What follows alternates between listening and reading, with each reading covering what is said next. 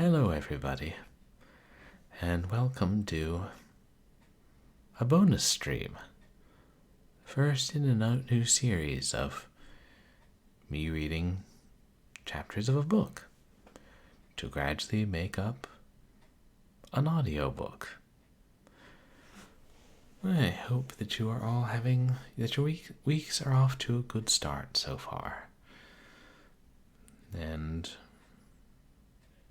you don't have to worry about inclement weather where you are, as they're threatening it hereabouts. Hey, Stock. Good to see you. Welcome in. I don't remember what the bit rates I changed were called. I know one was... because when you change the encoder, they change the, what the bit rates are called. I think at one point one was max bit rate. But I'm hoping that these changes make for a less laggy and more watchable stream. And thank you to everybody who came out to my last couple of streams. Last night we finished the Blackwell Legacy, which was the first in a series of point-and-click mystery/horror adventures that we're going to be continuing and playing the whole through series of. And last week on Wednesday we played Ultimate Doom and got about halfway through. We'll finish it next time.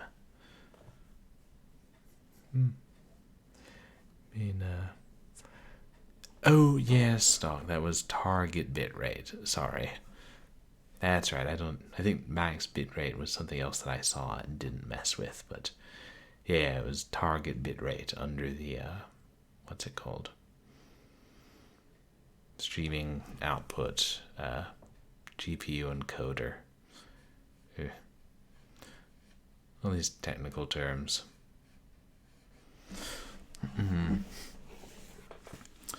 So tonight, we're going to start The Circular Staircase, which is a somewhat popular mystery from 1908, and I'd read about and thought it would be one I would enjoy reading.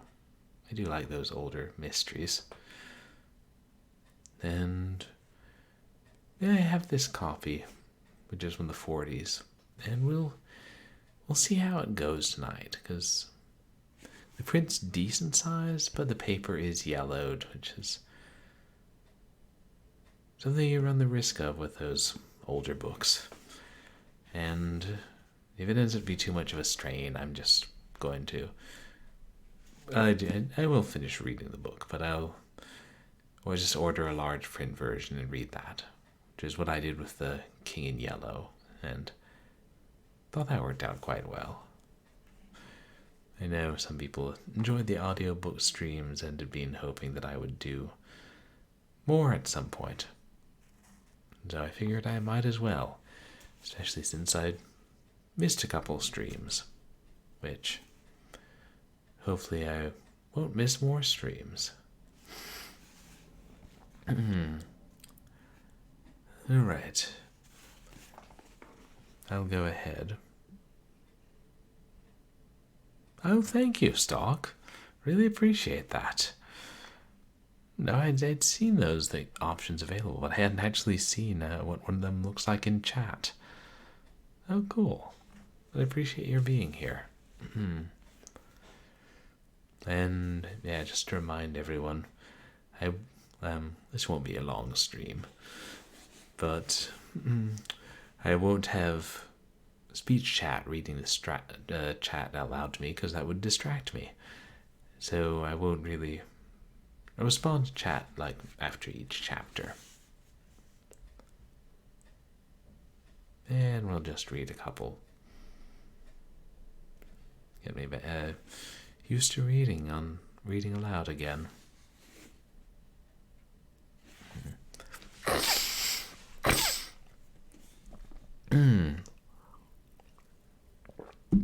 Let's see if I can avoid coughing too much. It's finally got away. Of course, the smell of this book probably doesn't help. Yep. That's an old book.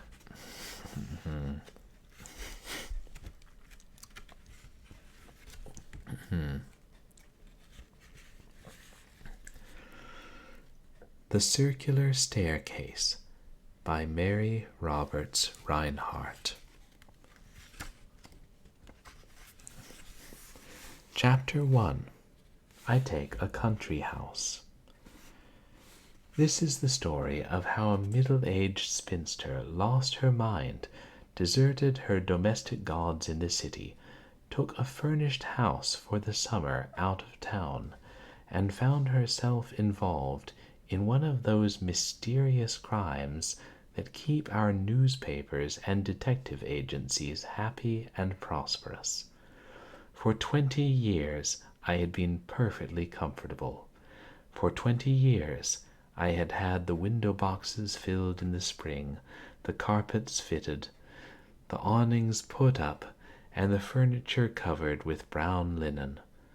For as many summers I had said good-bye to my friends, and, after watching their perspiring hegira, had settled down to a delicious quiet in town, where the mail comes 3 times a day, and the water supply does not depend on a tank on the roof.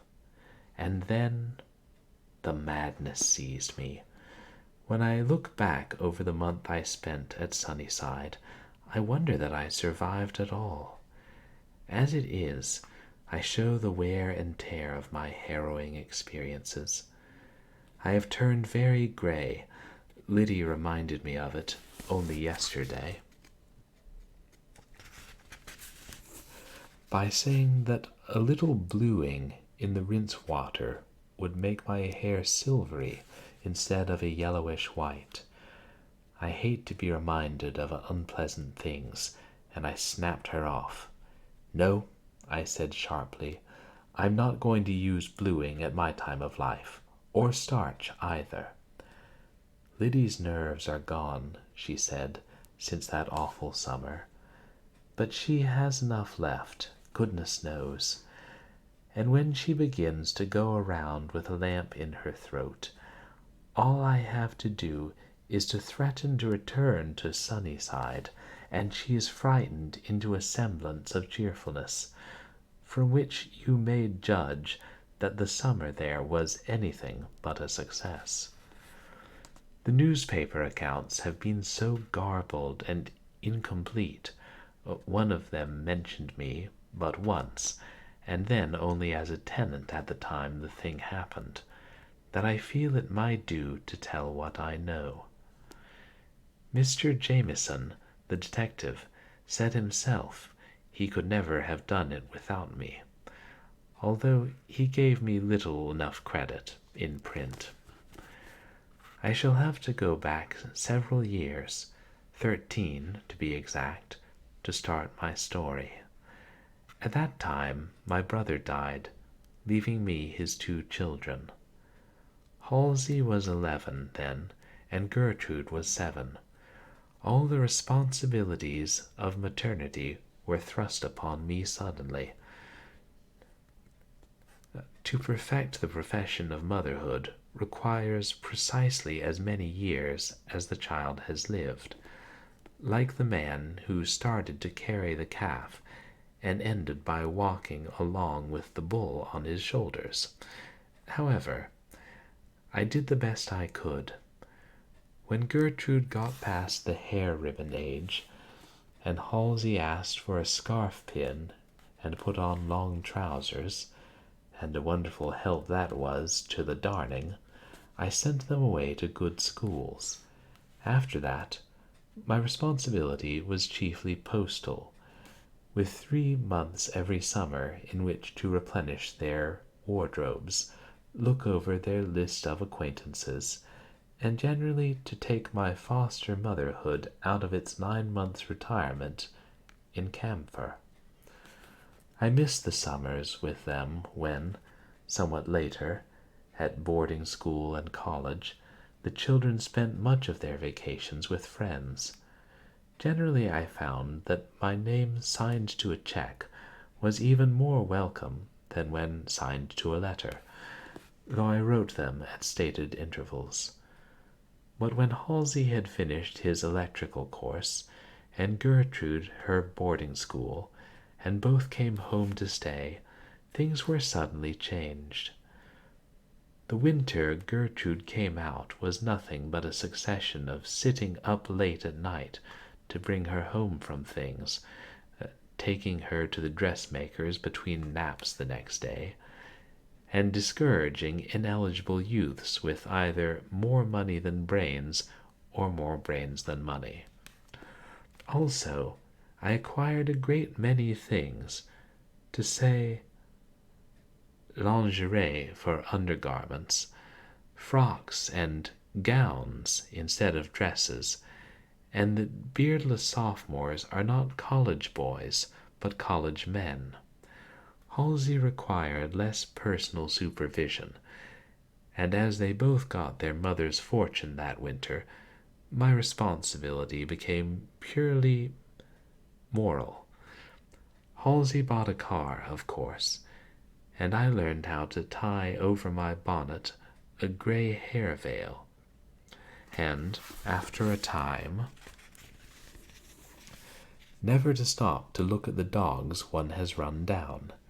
People are apt to be so unpleasant about their dogs. The additions to my education made me a properly equipped maiden aunt, and by spring I was quite tractable.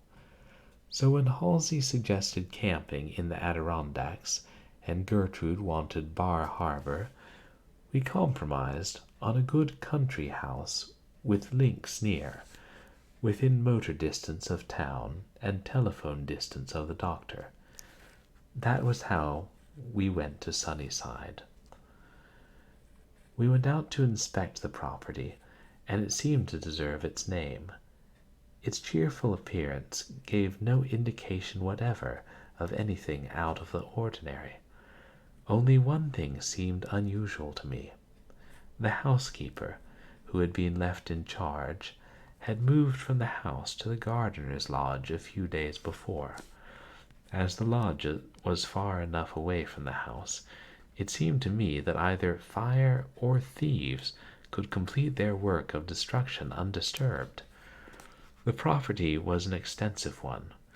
The house on the top of a hill, which sloped away in great stretches of green lawn and clipped hedges to the road, and across the valley, perhaps a couple of miles, was the Greenwood Clubhouse. Gertrude and Halsey were infatuated. "Why, it's everything you want," Halsey said. "View, air, good water, and good roads. As for the house, it's big enough for a hospital. If it has a Queen Anne front and a Mary Anne back," which was ridiculous. It was pure Elizabethan. Of course we took the place. It was not my idea of comfort, being much too large and sufficiently isolated to make the servant question serious. But I give myself credit for this.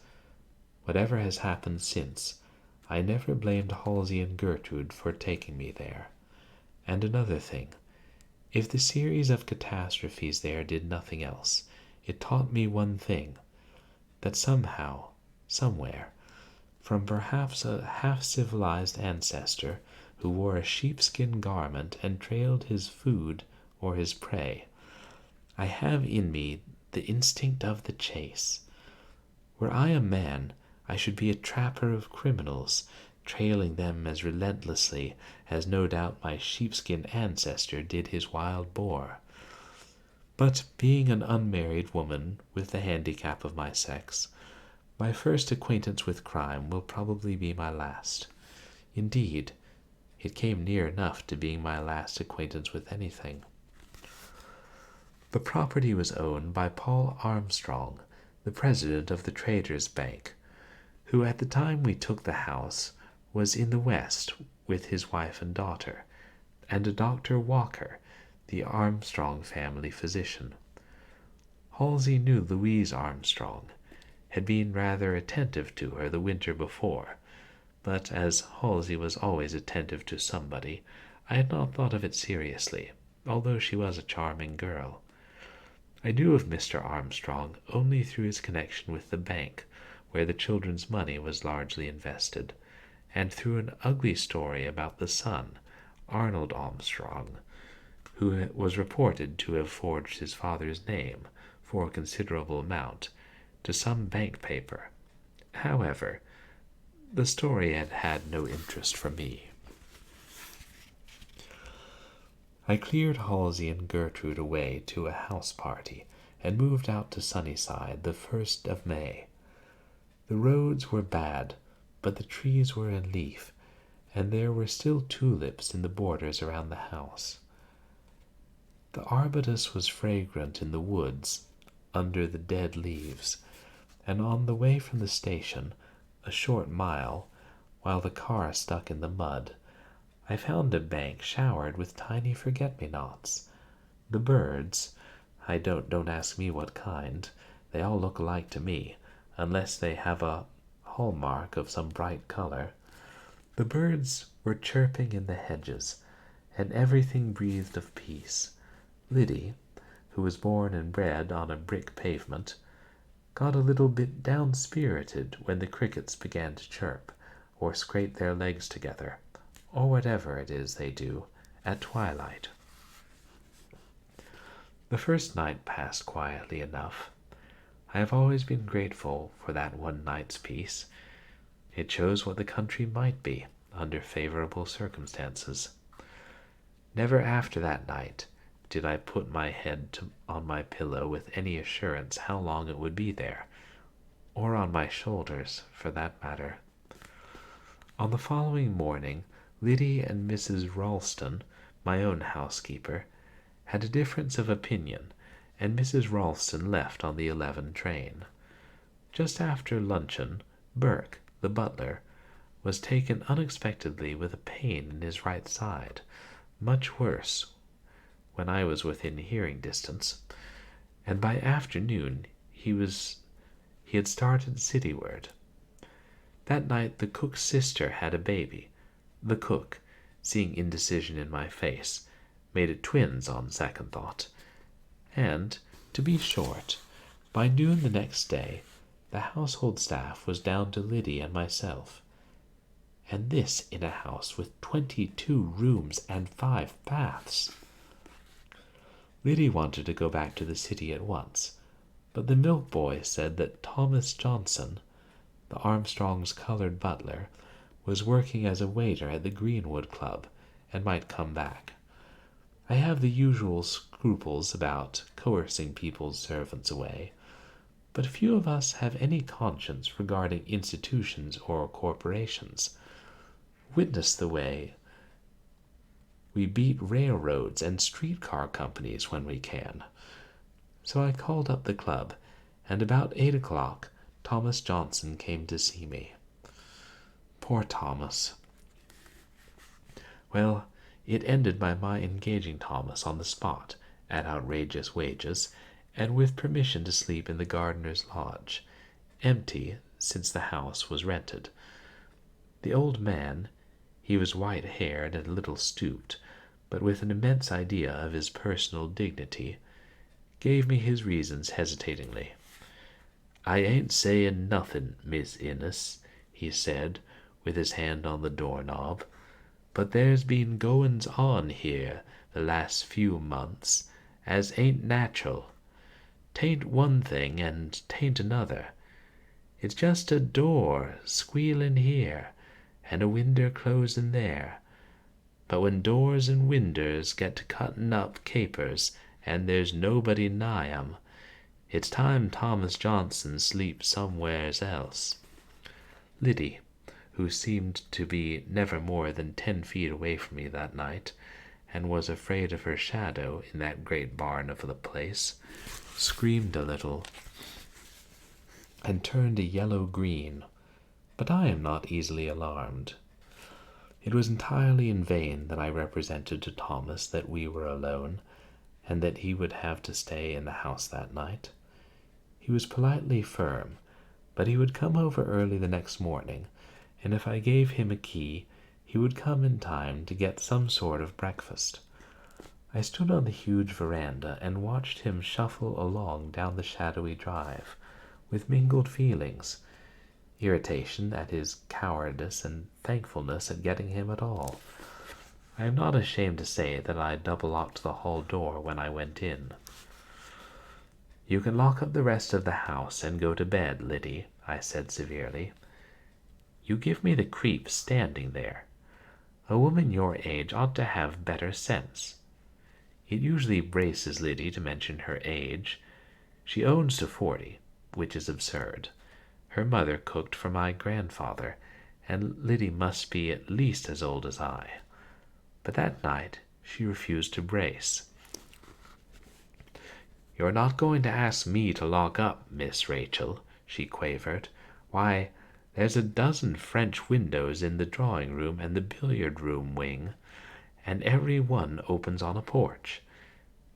And Mary Ann said that last night there was a man standing by the stable when she locked the kitchen door." "Mary Ann was a fool," I said sternly. "If there had been a man there, she would have had him in the kitchen and been feeding him what was left from dinner inside of an hour from force of habit. Now don't be ridiculous. Lock up the house and go to bed. I am going to read." But Liddy set her lips tight and stood still. "I'm not going to bed," she said. "I'm going to pack up, and tomorrow I am going to leave." "You'll do nothing of the sort," I snapped. Liddy and I often desire to part company, but never at the same time. "If you are afraid, I will go with you, but for goodness sake don't try to hide behind me." The house was a typical summer residence on an extensive scale. Wherever possible, on the first floor, the architect had done away with partitions, using arches and columns instead. The effect was cool and spacious, but scarcely cozy. As Liddy and I went from one window to another, our voices echoed back at us uncomfortably. There was plenty of light. The electric plant down in the village supplied us. But there were long vistas of polished floor, and mirrors which reflected us from unexpected corners, until I felt some of Liddy's foolishness communicate itself to me. The house was very long, a rectangle in general form, with the main entrance in the center of the long side. The brick-paved entry opened into a short hall to the right of which, separated only by a row of pillars, was a huge living room. Beyond that was the drawing-room, and, in the end, the billiard-room. Off the billiard-room, in the extreme right wing, was a den, or card-room, with a small hall opening on the east veranda, and from there went up a narrow circular staircase. Halsey had pointed it out with delight. "Just look, Aunt Rachel," he said, with a flourish. "The architect that put up this joint was wise to a few things. Arnold Armstrong and his friends could sit here and play cards all night and stumble up to bed in the early morning without having the family send in a police call." Liddy and I got as far as the card room and turned on all the lights. I tried the small entry door there, which opened on the veranda, and examined the windows. Everything was secure, and Liddy, a little less nervous now, had just pointed out to me the disgraceful dusty condition of the hardwood floor, when suddenly the lights went out. We waited a moment. I think Liddy was stunned with fright, or she would have screamed. And then I clutched her by the arm and pointed to one of the windows opening on the porch. The sudden change threw the window into relief, an oblong of grayish light, and showed us a figure standing close, peering in. As I looked, it darted across the veranda and out of sight in the darkness.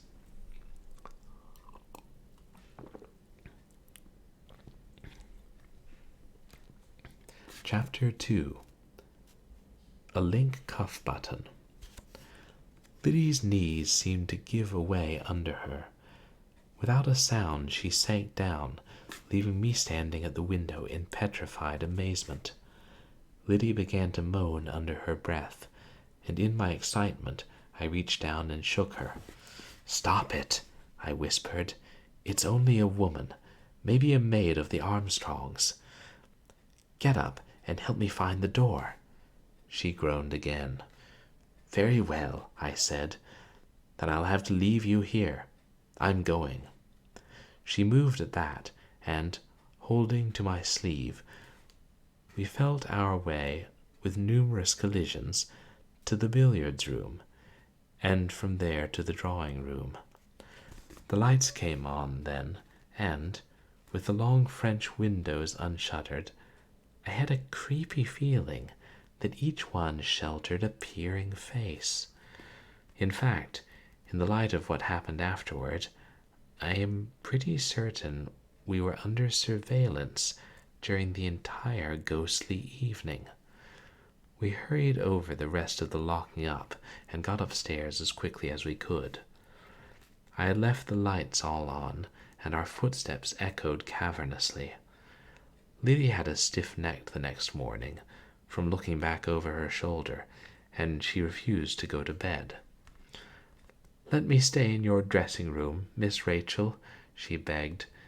"If you don't, I'll sit in the hall, outside the door. I'm not going to be murdered with my eyes shut."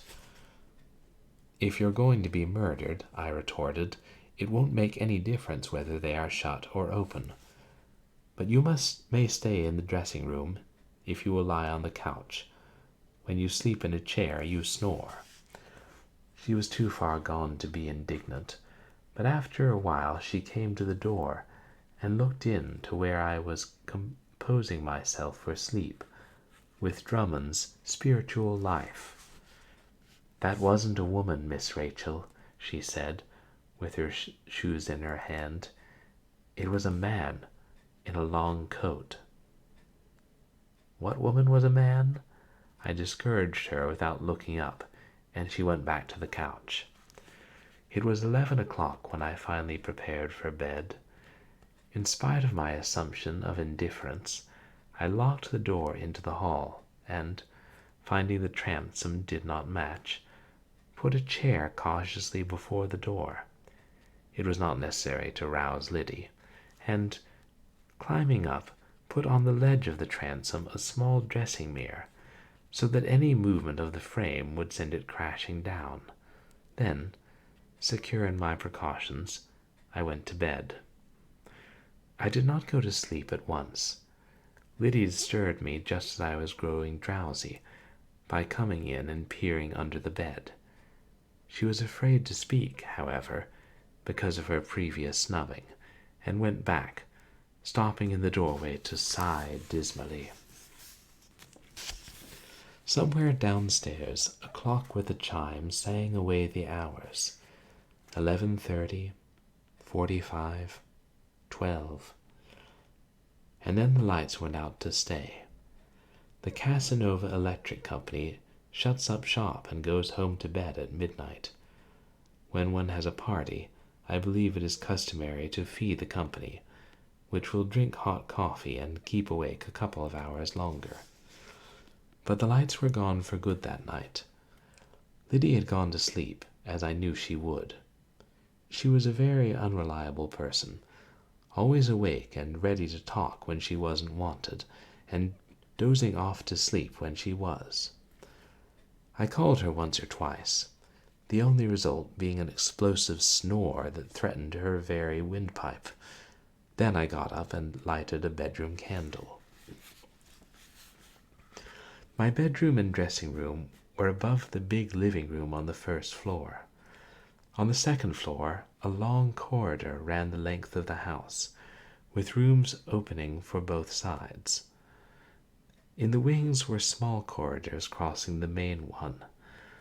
The plan was simplicity itself, and just as I got back into bed, I heard a sound from the east wing, apparently, that made me stop, frozen, with one bedroom slipper half off, and listen. It was a rattling metallic sound, and it reverberated along the empty halls like the crash of doom. It was for all the world as if something heavy, perhaps a piece of steel, had rolled clattering and jangling down the hardwood stairs leading to the card-room. In the silence that followed, Liddy stirred and snored again. I was exasperated. First she kept me awake by silly alarms, and then, when she was needed, she slept like Joe Jefferson or Rip. They are always the same to me. I went in and roused her, and I gave her credit for being wide awake the minute I spoke. "Get up," I said, "if you don't want to be murdered in your bed." "Where? How?" she yelled vociferously and jumped up. "There's somebody in the house," I said. "Get up. We'll have to get to the telephone." "Not out in the hall," she gasped. "Oh, Miss Rachel, not out in the hall," trying to hold me back. But I am a large woman, and Liddy is small. We got to the door, somehow, and Libby held a brass andiron, which it was all she could do to lift, let alone brain anybody with. I listened, and heard nothing. Opened the door a little, and peered into the hall. It was a black void, full of terrible suggestion, and my candle only emphasized the gloom. Liddy squealed and drew me back again, and as the door slammed, the mirror I had put on the transom came down and hit her on the head. That completed our demoralization. It was some time before I could persuade her that she had not been attacked from behind by a burglar, and when she found the mirror smashed on the floor, she wasn't much better. "There's going to be a death," she wailed. "Oh, Miss Rachel, there's going to be a death."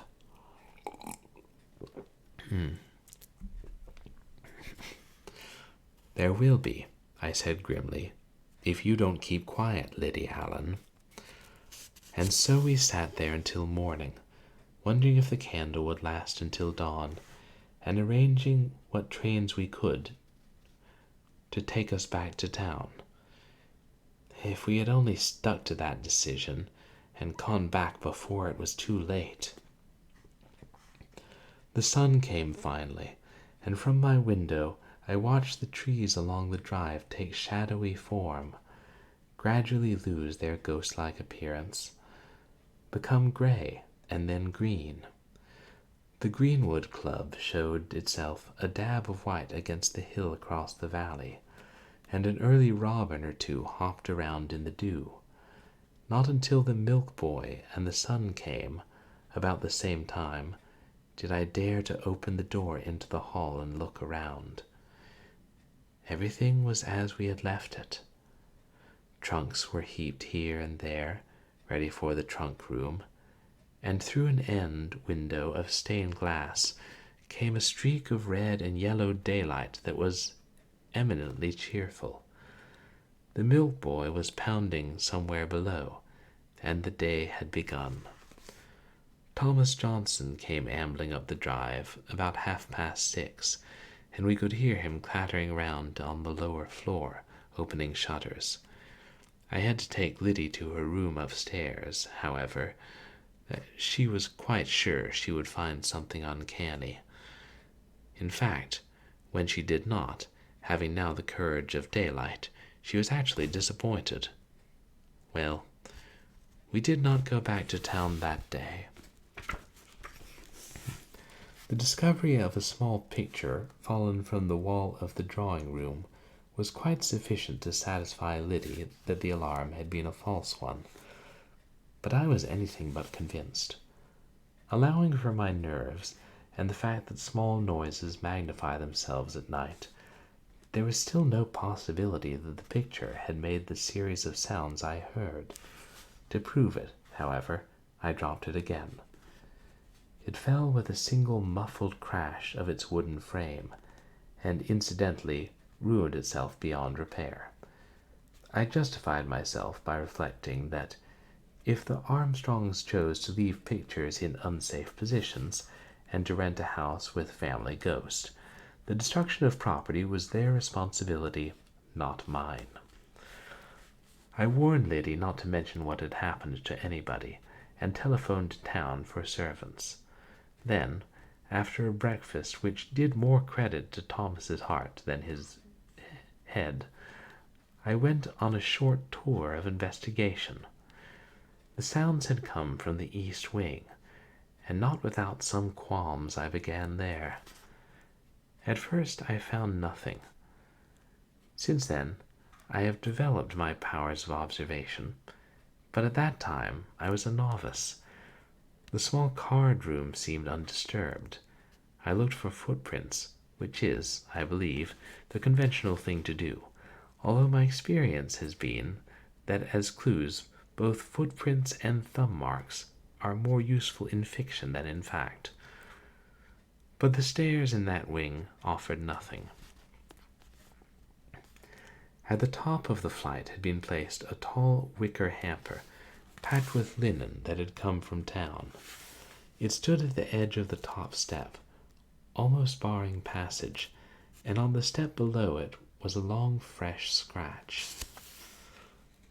For 3 steps the scratch was repeated, gradually diminishing, as if some object had fallen, striking each one. Then for 4 steps nothing. On the 5th step below was a round dent in the hard wood. That was all, and it seemed little enough, except that I am positive the marks had not been there the day before. It bore out my theory of the sound, which had been for all the world like the bumping of a metallic object down a flight of stairs. The 4 steps had been skipped. I reasoned that an iron bar, for instance, would do something of the sort. Strike 2 or 3 steps, end down, then turn over, jumping a few stairs and landing with a thud. Iron bars, however, do not fall downstairs in the middle of the night alone. Coupled with the figure on the veranda, the agency by which it climbed might be assumed, but, and here is the thing that puzzled me most, the doors were all fastened that morning, the windows unmolested, and the particular door from the card room to the veranda had a combination lock, of which I held the key, and which had not been tampered with. I fixed on an attempt at burglary as the most natural explanation, an attempt frustrated by the falling of the object, whatever it was, that had aroused me. 2 things I could not understand: how the intruder had escaped with everything locked, and why he had left the small silver, which, in the absence of a butler, had remained downstairs overnight. Under pretext of learning more about the place, Thomas Johnson led me through the house and the cellars, without result. Everything was in good order and repair. Money had been spent lavishly on construction and plumbing. The house was full of conveniences, and I had no reason to repent my bargain, save the fact that, in the nature of things, night must come again, and other nights must follow, and we were a long way from a police station. In the afternoon, a hack came up from Casanova with a fresh relay of servants. The driver took them with a flourish to the servants' entrance, and drove around to the front of the house, where I was awaiting him. $2, he said, in reply to my question. I don't charge full rates, because bringing 'em up all summer as I do, it pays to make a special price. When they got off the train, says I, there's another bunch for Sunnyside, cook, parlor, maid, and all. Yes'm, 6 summers, and a new lot, never less than once a month. They won't stand for the country and the lonesomeness, I reckon. But with the presence of the bunch of servants, My courage revived, and late in the afternoon came a message from Gertrude that she and Halsey would arrive that night at about 11 o'clock, coming in the car from Richfield. Things were looking up, and when Beulah, my cat, a most intelligent animal, found some early catnip on a bank near the house and rolled in it in a feline ecstasy, I decided that getting back to nature was the thing to do. While I was dressing for dinner, Liddy rapped at the door. She was hardly herself yet, but privately I think she was worrying about the broken mirror and its augury more than anything else. When she came in, she was holding something in her hand, and she laid it on the dressing table carefully. "I found it in the linen hamper," she said. "It must be Mr. Halsey's, but it seems queer how it got here." It was the half of a link cuff button of unique design, and I looked at it carefully. "Where was it? In the bottom of the hamper?" I asked. "On the very top," she replied. "It's a mercy it didn't fall out on the way." When Liddy had gone, I examined the fragment attentively. I had never seen it before, and I was certain it was not Halsey's. It was of Italian workmanship, and consisted of a mother-of-pearl foundation encrusted with tiny seed pearls, strung on horsehair to hold them. In the center was a small ruby. The trinket was odd enough, but not intrinsically of great value. Its interest for me lay in this. Liddy had found it lying in the top of the hamper which had blocked the east wing stairs. That afternoon the Armstrongs' housekeeper, a youthful, good-looking woman, applied for Mrs. Ralston's place, and I was glad enough to take her. She looked as though she might be equal to a dozen of Liddy, with her snapping black eyes and heavy jaw.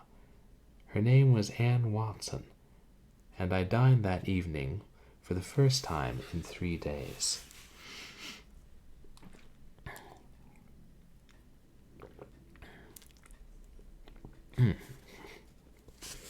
Chapter 3. Mr. John Bailey Appears.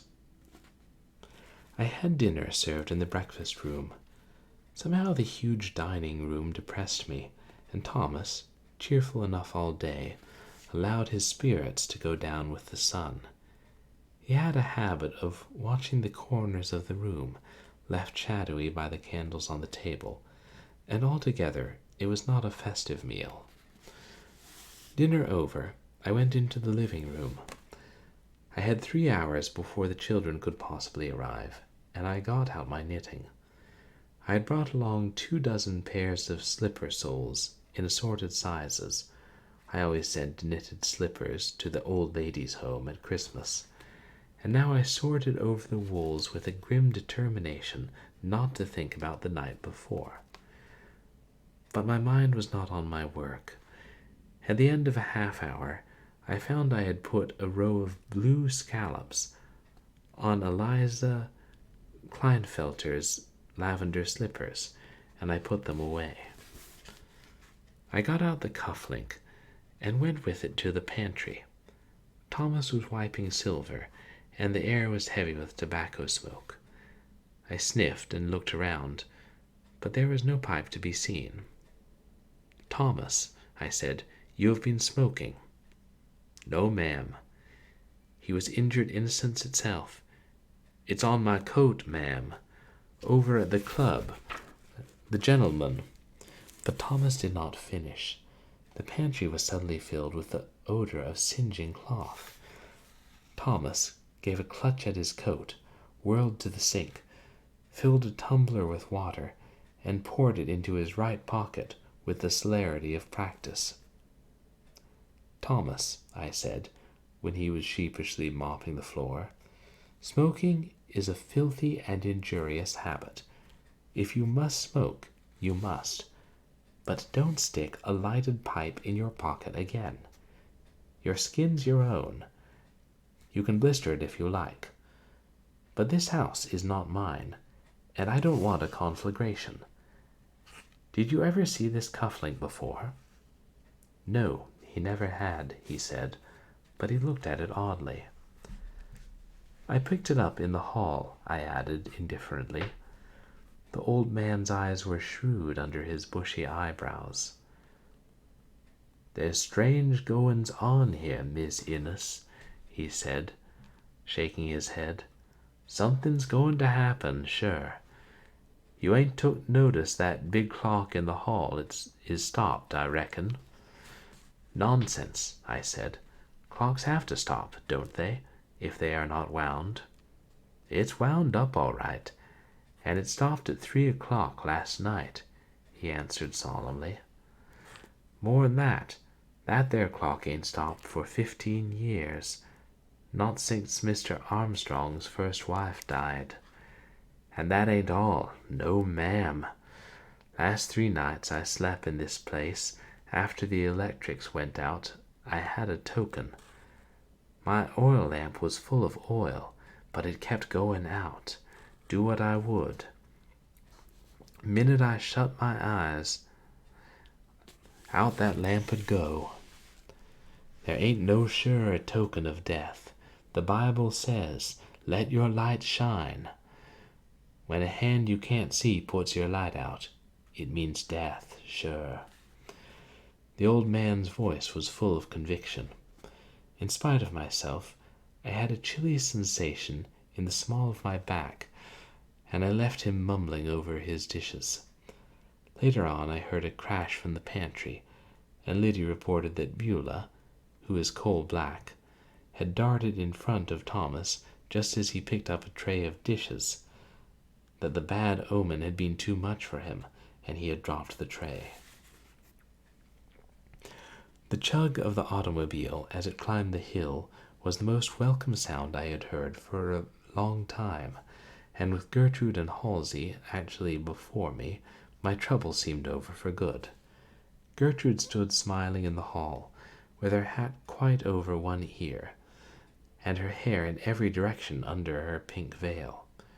Gertrude is a very pretty girl, no matter how her hat is, and I was not surprised when Halsey presented a good-looking young man, who bowed at me and looked at Trude.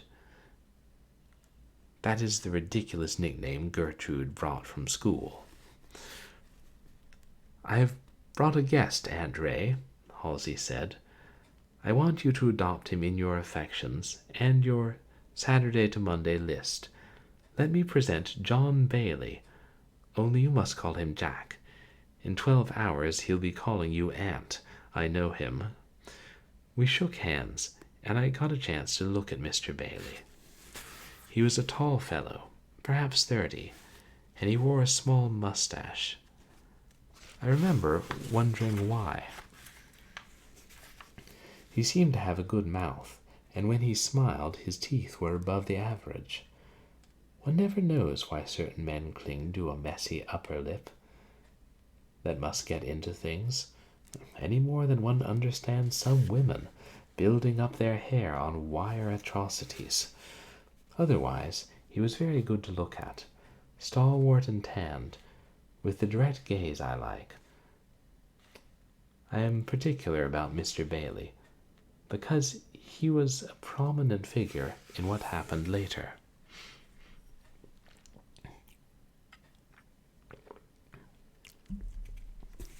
Gertrude was tired with the trip and went up to bed very soon. I made up my mind to tell them nothing until the next day, and then to make as light of our excitement as possible. After all, what had I to tell? An inquisitive face peering in at a window, a crash in the night, a scratch or two on the stairs, and half a cuff button. As for Thomas and his forebodings, it was always my belief that a Negro is 1 part thief, 1 part pigment, and the rest superstition. It was Saturday night. The 2 men went to the billiard room, and I could hear them talking as I went upstairs. It seemed that Halsey had stopped at the Greenwood Club for gasoline and found Jack Bailey there with the Sunday golf crawl. Mr. Bailey had not been hard to persuade. Probably Gertrude knew why, and they had carried him off triumphantly. I roused Liddy to get them something to eat. Thomas was beyond reach in the lodge, and paid no attention to her evident terror of the kitchen regions. Then I went to bed. The men were still in the billiard room when I finally dozed off, and the last thing I remember was the howl of a dog in front of the house. It wailed a crescendo of woe that trailed off hopefully, only to break out afresh from a new point of the compass. At 3 o'clock in the morning, I was roused by a revolver shot. The sound seemed to come from just outside my door. For a moment I could not move. Then I heard Gertrude stirring in her room, and the next moment she had thrown open the connecting door. "Oh, Aunt Ray! Aunt Ray!" she cried hysterically. "Someone has been killed! Killed!" "Thieves," I said shortly. "Thank goodness there are some men in the house tonight." I was getting into my slippers and a bathrobe, and Gertrude with shaking hands was lighting a lamp. Then we opened the hall into the door, where, crowded on the upper landing of the stairs, the maids, white-faced and trembling, were peering down, headed by Liddy. I was greeted by a series of low screams and questions, and I tried to quiet them. Gertrude had dropped on a chair and sat there limp and shivering. I went at once across the hall to Halsey's room and knocked. Then I pushed the door open. It was empty. The bed had not been occupied. "He must be in Mr. Bailey's room," I said excitedly, and followed by Libby as we went there. Like Halsey's, it had not been occupied. Gertrude was on her feet now, but she leaned against the door for support. "They have been killed," she gasped. Then she caught me by the arm and dragged me toward the stairs. "They may only be hurt, and we must find them," she said, her eyes dilated with excitement. I do not remember how we got down the stairs. I do remember expecting every moment to be killed. The cook was at the telephone upstairs, calling the Greenwood Club, and Liddy was behind me, afraid to come and not daring to stay behind. We found the living room and the drawing room undisturbed. Somehow, I felt that whatever we found would be in the card room or on the staircase, and nothing but the fear that Halsey was in danger drove me on. With every step, my knees seemed to give way under me. Gertrude was ahead and in the card room when she stopped, holding her candle high. Then she pointed silently to the doorway into the wall beyond. Huddled there on the floor, face down, with arms extended, was a man. Gertrude ran forward with a gasping sob. "Jack!" she cried. "Oh, Jack!" Liddy had run, screaming, and the two of us were there alone. It was Gertrude who turned him over. Finally, until we could see his white face, and then she drew a deep breath and dropped limply to her knees. It was the body of a man, a gentleman, in a dinner coat and white waistcoat, stained now with blood. The body of a man I had never seen before. And I think that's a good place to wrap up for the night.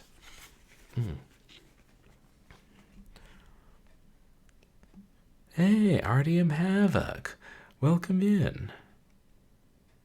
And Doji Lawn, yes, thank you. I have to hold it pretty close. And Hairball, great to see you. Thank you all for coming in.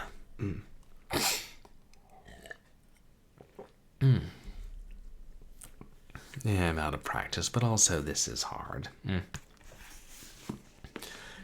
Yeah, I'm going to buy myself a large print copy of the book, because I want to continue this. I want to see where this is going, but Nah. It's like somewhat small print, but also yellowed paper. It's not worth it, you know? I'm getting to the age when I shouldn't have to worry about buying one extra book. And also, shouldn't be causing any undue strain on my eyes.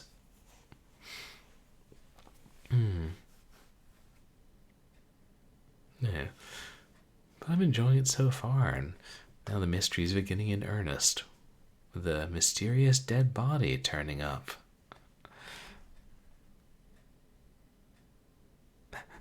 Yeah, Dojilon. Not as young as I used to be, but then again, not as old as I shall be, God willing. That was me knocking on wood. I think that's what I'll do. I'm going to get a large print book, and then I probably won't continue this next week, but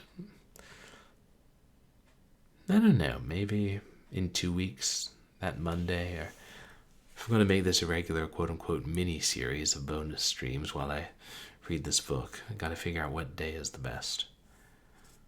Which, of course, also partly determined by how long the bus takes me to get home, and whether I get a ride home, and all that good stuff. Excuse me. Well, reckon we'd better find somebody to raid. And I never did go through my King in Yellow streams and extract the audio and edit them together into like one complete audio book. I will at some point. So I didn't have enough stuff to do anyway. I say I'll do a lot of things at some point. Oh yes, but to give you guys an idea of what's coming up, on either Wednesday or Thursday, I gotta check the details of that alumni event and decide whether I'm going to go. But on either Wednesday or Thursday evening, I'll be continuing the Ultimate Doom and hopefully finishing it. Curious to see what the boss of episode 4 is going to be. Then Saturday, I'll just do something for Short Horror Saturday. I don't know what game. And then Sunday, I'll be starting the Blackwell. I think Blackwell Unbound is the second one in the series. And maybe I'll play through the whole one, if it's not much longer than Blackwell Legacy. It depends on how I'm doing. And then next week, the intention is to start that game on Wednesday. I must prepare for that. But for now, who's online? Oof, I'm getting exhausted. I don't know, maybe that's a good target for... I'm reading these, do 3 chapters per stream. Before it's so late and I weren't so tired, I could do 4.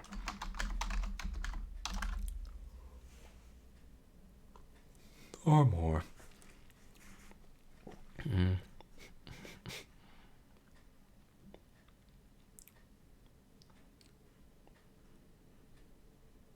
Let's see. Who have we not rated in a hot minute?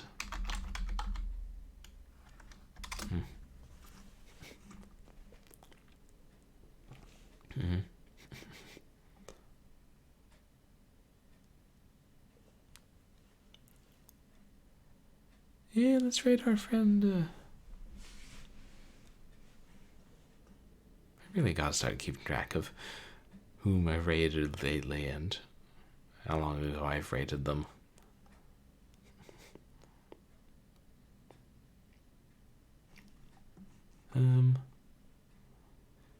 Yeah, well, you know my penchant for retro games. Let's raid Backlog Cabin. He's a longtime follower of mine, been around since my first official stream, and is playing retro DOS games.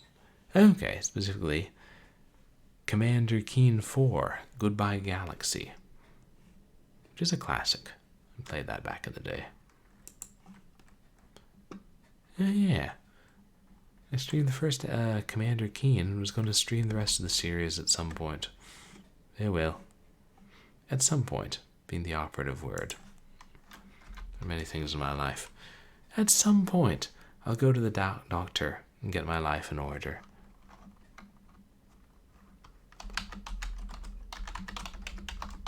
At some point, I'll get a PS5 that's backwards compatible through the PS1.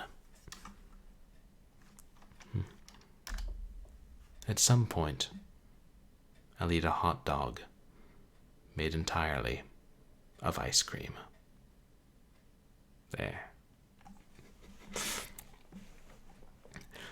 Well, thank you everybody for coming to hang out for another fun bonus stream. First of a new book. Yeah. Feels kind of good to be doing that again. I just hope I don't end up streaming too much and burn myself out, but probably not, especially since I know I've missed a couple streams of late, and I'm going to try not to do that. You can follow me on Twitch to see when I'm live, and Twitter and MySpace for polls and stream announcements and such. And you can find VODs of my past streams on YouTube. So I hope... Oh, hey, Dragon of the West, welcome in. We're just reading out, but good to see you. No worries, it was a short stream. But have a good night, everybody. Say hi to Backlog Cabin, and yeah, hope to see you here in a couple of days for Doom. And in a couple weeks when I continue The Circular Staircase.